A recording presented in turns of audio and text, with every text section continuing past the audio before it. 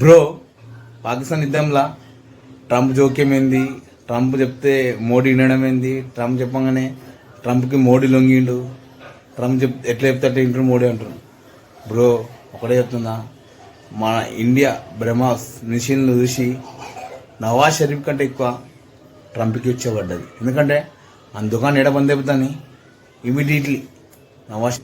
Immediately Trump phone చేసి Nawaz షరీఫ్కి PoK ఇస్తావా, ఉగ్రవాదం తప్ప చెప్తావా, అది నీ ఇష్టం, నీకు ఫండ్ రిలీజ్ చేస్తా, నువ్వు మోడీ మీకు కాలం మీద పడి ఎట్లయినా సరే యుద్ధాన్ని ఆపేసాయి.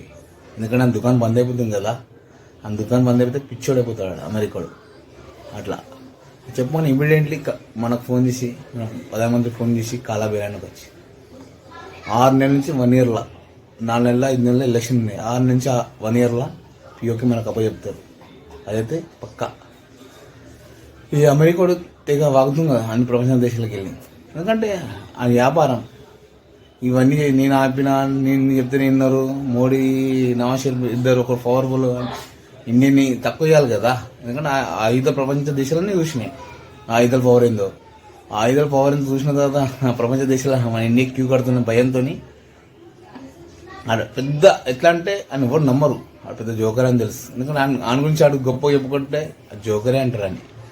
అది ఇండియా ప్రజలకు తెలుసు, అమెరికా ప్రజలకు కూడా తెలుస్తుంది ఆ పెద్ద జోకరే అని. బ్రో మీరు ఒకటి గమనించండి, మోడీ ఉన్నంత వరకు ఈ పాకిస్తాన్ కదా ప్రపంచ దేశాలు, అమెరికా దిగొచ్చినా కూడా మన ఏం పీకలేదు. జై హింద్, జై భారత్ మాతకు జై.